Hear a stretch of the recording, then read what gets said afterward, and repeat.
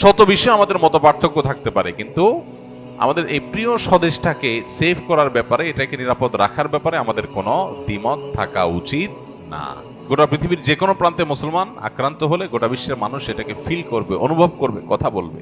অতএব এই জায়গা থেকে আমাদের প্রত্যেকটা মানুষের এখন থেকে ভারতের প্রতিটা মুসলিম নির্যাতন, প্রতিটা সংখ্যালঘু নির্যাতনের পরে আমাদের সবার শতকণ্ঠে কথা বলতে হবে। শুধু মুসলমানরা, দেশে হিন্দুদের কথা বলা উচিত। আমি আবারও বলছি, যদি আমরা সতর্ক না হই তাহলে সেক্ষেত্রে এই দেশ আমাদের আর থাকবে না, এবং এদেশে আমরা যে বিগত কয়েক বছর ধরে আমরা দাসের মতো ছিলাম, সেটা যে আরো কতটা ভয়াবহ আকার ধারণ করতে পারে একমাত্র আল্লাহ তাআলা ভালো জানেন। আমাদের এই ছোট্ট দেশটা কেউ দখল করে নিয়ে যাক আর আমাদেরকে দাস বানায় রাখুক, এটা আমরা কেউই নিশ্চয়ই চাইবো না। যদি না চাই তাহলে সজাগ হতে হবে প্রত্যেকটা মানুষকে। আর এজ এ মুসলমান আমরা তাদের ষড়যন্ত্রের পরে সর্বোচ্চ সতর্ক থাকব। আপনারা অনেকেই নিশ্চয়ই ইতিহাস জানেন যে এইভাবেই আজকের যে হায়দ্রাবাদ ভারতের অংশ, এই হায়দ্রাবাদ একটা স্বাধীন সার্বভৌম একটি দেশ ছিল। এই ভারত সে হায়দ্রাবাদকে কিভাবে স্বাধীনতাকে খর্ব করে, লুণ্ঠন করে, কিভাবে সেটাকে ভারতের অংশে পরিণত করেছে, তাদের বর্ডার কিভাবে তুলে দিয়েছে এবং ভারত তারা গিলে নিয়েছে, খেয়ে ফেলেছে হায়দ্রাবাদকে, সেটা বেশি দিন, অনেক কয়েকশো বছর আগের ঘটনা না। অতএব আজকের প্রেক্ষিতেও আমরা যদি সবাই ঐক্যবদ্ধ না থাকি, আমরা যদি সজাগ না থাকি, তাহলে আমাদের পরিস্থিতি বড় করুণ হবে। এইভাবে ন্যাক্কারজনকভাবে একটা প্রতিবেশী রাষ্ট্র একটা ছোট রাষ্ট্রের বিরুদ্ধে লেগে যেতে পারে, এরকম দৃষ্টান্ত পৃথিবীর কোনো অঞ্চলে মনে হয় খুঁজে পাওয়া যাবে না। পৃথিবীর কোথাও বোধহয় এরকম দেখা যাবে না যেরকম আমরা যেটা মুখোমুখি আছি। আমাদের মুসলমান হিসাবে প্রত্যেকটা মানুষের এই ভূ রাজনৈতিক যে ষড়যন্ত্র আছে এই সম্পর্কে সচেতন থাকতে হবে। আমরা যদি মনে করি না একটা দেশ আর একটা দেশকে দখল করে নিতে পারে না, তো এটা ভুল হবে। আমাদের প্রত্যেকটা মানুষকে এই যে ভয়াবহ ষড়যন্ত্র চলছে, এই ষড়যন্ত্রের ব্যাপারে সর্বোচ্চ সতর্ক থাকতে হবে। কোন অবস্থাতে এই ষড়যন্ত্র যাতে তারা সফল না হতে পারে। রাজনৈতিক মত পার্থক্য থাকতে পারে, ধর্মীয় মতভিন্নতা থাকতে পারে, নানা বিষয়ে মতভিন্নতা থাকতে পারে, কিন্তু আমাদের এই ছোট্ট দেশটা কেউ দখল করে নিয়ে যাক আর আমাদেরকে দাস বানায় রাখুক, এটা আমরা কেউই নিশ্চয়ই চাইবো না। যদি না চাই তাহলে সজাগ হতে হবে প্রত্যেকটা মানুষকে। তারা এতদিন ধরে আমাদেরকে গোলামের মতো, দাসের মতো চালায়া তারা ধরেই নিয়েছে যে এরা বোধহয় সারা জীবন দাসের মতো আমাদের কথায় উঠবস করবে। এখন যখন দেখছে সব কথা উঠবস করে না, তখন তাদের মাথা খারাপ হয়ে গেছে। আমরা যদি ঐক্যবদ্ধ থাকি, ইনশাআল্লাহ বিইذনিল্লাহ কোন অবস্থাতেই তারা তাদের সে ষড়যন্ত্রে সফলতা অর্জন করবে না। আল্লাহ তাআলা আমাদের প্রিয় স্বদেশকে সকল ষড়যন্ত্র থেকে হেফাজত রাখুন। আপনি একটা জিনিস খুব ভালোভাবে লক্ষ্য করেছেন যে কিছুদিন আগে যখন জাতীয় সঙ্গীত নিয়ে একটা আলাপ উঠলো, যে জাতীয় সঙ্গীত এটা কি বাংলাদেশের জন্য লেখা হয়েছিল নাকি অবিভক্ত বাংলার জন্য তৈরি করা হয়েছিল? অবিভক্ত বাংলার জন্য যদি লেখা হয়ে থাকে, আমার সোনার বাংলা বলতে যদি গোটা পশ্চিম বাংলা আর এ বাংলা দুইটাকে বোঝানো হয়ে থাকে, তাহলে সেক্ষেত্রে সেটা কিভাবে বাংলাদেশের জাতীয় সঙ্গীত হয়? এই দেশের জন্য তো এটা লেখা হয়নি, এটা তো লেখা হয়েছে ভারতের একটা অংশ আর এদেশের একটা অংশের জন্য। রবীন্দ্রনাথ যখন লিখেছেন তখন তো এদেশের জন্ম হয়নি, তাহলে এটা কিভাবে দেশের জাতীয় সঙ্গীত হইতে পারে? ভারতীয়রা তাদের ধর্ম মতে পূজনীয় যে তাকে মা বলে সম্বোধন করে, আমরা মুসলমানরা তো সে বিশ্বাস করি না। তাহলে এই জাতীয় সঙ্গীত কিভাবে আমাদের দেশের জাতীয় সঙ্গীত হতে পারে? এটা একটা আলাপ উঠছে, এটা কোনো চূড়ান্ত বিষয় না যে হ্যাঁ তাহলে বাদ দিয়ে ফেলতে হবে, দিয়ে ফেলছে বা কিছু। এই আলাপ উঠার পর আপনারা দেখছেন বাম পাড়ায় আগুন ধরেছে, তারা এটা নিয়ে এমন ভাবে আওয়াজ তুলেছে মনে হচ্ছে দেশ শেষ হয়ে গেল। কিন্তু এখন দেশের স্বাধীনতাই যখন হুমকির মুখে, সার্বভৌমত্ব যখন হুমকির মুখে, দেশের বিরুদ্ধে সকাল বিকাল যখন মিথ্যাচার চলছে, তখন তাদের সবার মুখে কুলুপ। এই মানুষগুলোর শয়তানি যুগ যুগ ধরে আলেম ওলামারা আপনাদেরকে বলে আসছে, আপনারা হয়তো কেউ বিশ্বাস করেছেন, কেউ করেন নাই। এখন সময় এসেছে প্রকৃত শয়তান দেখার।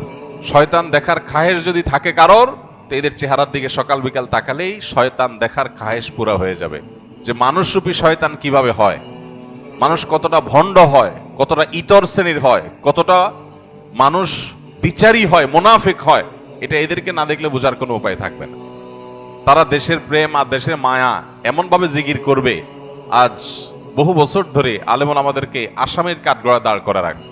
আলেম ওলামারা দেশের কোনো সুবিধাই ভোগ করে নাই, না সরকারি কোয়ার্টার পাইছে, না সরকারি টাকা পয়সা লুট করার করছে না অন্য কোনো কিছু, কিন্তু দেখবেন দুর্দিনে সবার আগে জান দিয়া জীবন দিয়া আলেমোলামারা সবার আগে চলে যাচ্ছে। ভাইরা আমার, এই তথাকথিত সুশীল শয়তানগুলোকে এবং তাদের শয়তানিগুলোকে চিহ্নিত করার সময় আমাদের আসছে। মসজিদের মিম্বরগুলো থেকে এখন এই আওয়াজ উঠছে, দেশকে ধ্বংস করার যে চক্রান্ত ইসকন করছে, তাদেরকে আর এদেশের শান্তিপ্রিয় হিন্দু ধর্মাবলম্বীদেরকে আমরা এক করে ফেলতে চাই না, গুলিয়ে ফেলতে চাই না। হিন্দুত্ববাদ এক জিনিস আর হিন্দু আরেক জিনিস। এদেশের যারা হিন্দু ভাইরা আছেন, বৌদ্ধ খ্রিস্টানরা আছেন, তারা শান্তিপ্রভী দেশের নাগরিক, তাদের সে অধিকার আছে। তারা নির্ভয়ে দেশে তাদের সকল কার্যক্রম পরিচালনা করবেন, কেউ সেখানে বাধা দিতে যাবে না। গত দুর্গাপূজার সময় আপনারা দেখেছেন মাদ্রাসার ছেলেরা, মসজিদ থেকে মুসল্লিরা কিভাবে বের হয়ে মন্দিরগুলো পাহারা দিয়েছে। পৃথিবীর কোন দেশে এটা দেখানো যাবে?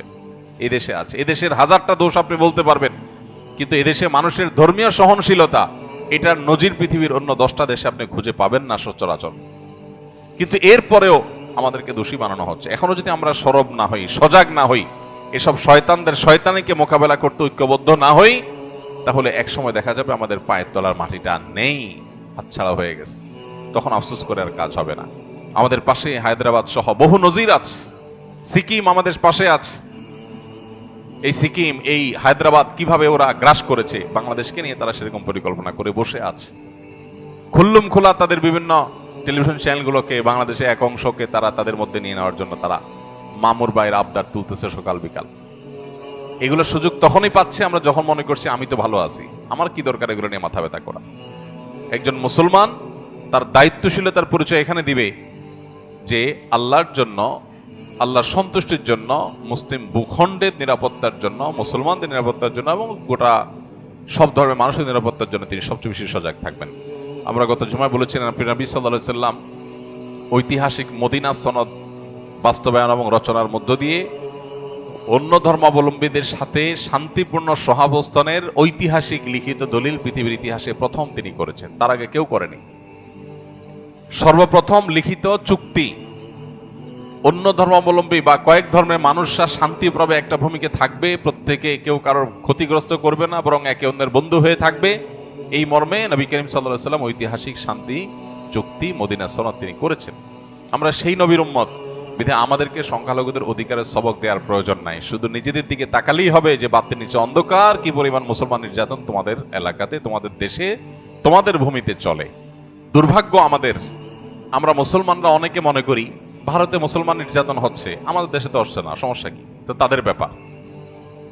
ইরাকে মুসলমান নির্যাতন হচ্ছে, তাদের ব্যাপার। সিরিয়াতে হচ্ছে, তাদের ব্যাপার। ফিলিস্তিনে হচ্ছে, তাদের ব্যাপার। আমরা তো নিরাপদ আছি। এটা কোনো মুসলমানের চিন্তা না। গোটা পৃথিবীর যে কোনো প্রান্তে মুসলমান আক্রান্ত হলে গোটা বিশ্বের মানুষ এটাকে ফিল করবে, অনুভব করবে, কথা বলবে। অতএব এই জায়গা থেকে আমাদের প্রত্যেকটা মানুষের এখন থেকে ভারতের প্রতিটা মুসলিম নির্যাতন, প্রতিটা সংখ্যালঘু নির্যাতনের পরে আমাদের সবার শতকণ্ঠে কথা বলতে হবে। শুধু মুসলমানরা, দেশে হিন্দুদের কথা বলা উচিত। আমরা যখন ওদের চালনির ছিদ্রগুলা দেখাই দিতে পারবো, তখন তারা সুইয়ের ছিদ্র খোঁজার সুযোগ আর পাবে না। আমরা চুপচাপ থাকার কারণে তারা আজকে আমাদের মাথার উপরে চড়াও হয়ে বসে আছে। তো এই সময়টাতে বিশেষ করে যারা বিভিন্ন সময় অন্ধত্বে ছিলাম, যারা অতি প্রেমে ডুবেছিলাম, যারা শত্রু আর বন্ধু চিনতে ভুল করেছিলাম, তাদের এখন চেনার সময় হয়েছে যে কিভাবে একটা রাষ্ট্র এইভাবে ন্যাক্কারজনক ভাবে পার্শ্ববর্তী একটা রাষ্ট্রের প্রতি এইভাবে ঝাঁপিয়ে পড়তে পারে, এত নোংরা ভাবে, কোনো কারণ ছাড়া, বিনা উস্কানিতে এইভাবে তারা কিভাবে একটা দেশকে ক্ষতিগ্রস্ত করতে পারে, তার সবচেয়ে নোংরা নজির এখন স্থাপন হতে যাচ্ছে।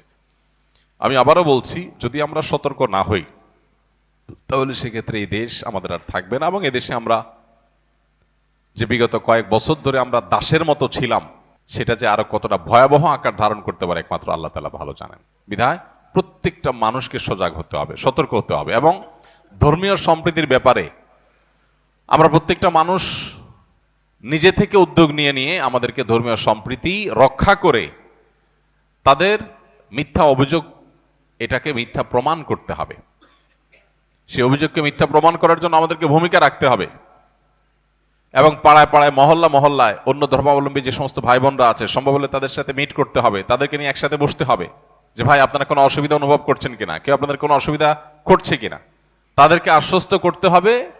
এবং অহেতুক তাদের মনে যে ভয় সৃষ্টি করছে পার্শ্ববর্তী দেশ থেকে, সেগুলোর ব্যাপারে তাদেরকে অভয় দিতে হবে যে আমরা হিন্দু মুসলিম কাঁধে কাঁধ মিলিয়ে আমাদের প্রিয় মাতৃভূমিতে আছি এবং থাকবো ইনশাআল্লাহ। একটা ক্রাইসিস মোমেন্ট চলছে, একটা ক্রিটিক্যাল সময় চলছে। বিশ্বের বিভিন্ন শক্তিশালী দেশগুলোকে এই দেশের বিরুদ্ধে দাঁড় করানোর এক চক্রান্ত, এক খেলা এখানে চলছে। সেখানে এই দেশীয় যে বিদেশিদের এজেন্ট মিডিয়াগুলো আছে সেগুলোকে ভালো করে চিনে রাখার সময় হয়েছে। এরা বিদেশিদের পারপাসগুলো কিভাবে সার্ভ করে, তাদের নিউজ করার স্টাইল যদি দেখেন, লেখাজোকার স্টাইল যদি দেখেন, তাদের রিপোর্ট করার স্টাইল যদি দেখেন, তাহলে পণ্ডিত হওয়া লাগবে না আপনার বোঝার জন্য যে তারা আসলে তাদের টোনে, বিদেশিদের টোনে তারা কথা বলতে চায় এবং এই দেশকে তারা ব্যর্থ রাষ্ট্র হিসাবে পরিণত করতে চায়, বিদেশিদের খবরদারি এখানে বাড়াতে চায়। আমরা তো বিদেশিদের খবরদারি থেকে মুক্ত হতে চাই, আমরা স্বাধীন থাকতে চাই, কিন্তু আমাদের উপরে বিদেশিদের খবরদারি বাড়ানোর জন্য এদেশের কিছু মিডিয়াও কাজ করছে। চোখ কান খোলা রাখতে হবে এবং সজাগ থাকতে হবে, ঐক্যবদ্ধ থাকতে হবে। আমরা আবারও বলি, শত বিষয়ে আমাদের মত পার্থক্য থাকতে পারে, কিন্তু আমাদের এই প্রিয় স্বদেশটাকে সেভ করার ব্যাপারে, এটাকে নিরাপদ রাখার ব্যাপারে আমাদের কোনো দ্বিমত থাকা উচিত না। এ ব্যাপারে আমাদের কাঁধে কাঁধ মিলিয়ে কাজ করতে হবে। আল্লাহ তাআলা আমাদের সবাইকে সেই তৌফিক দান করুন।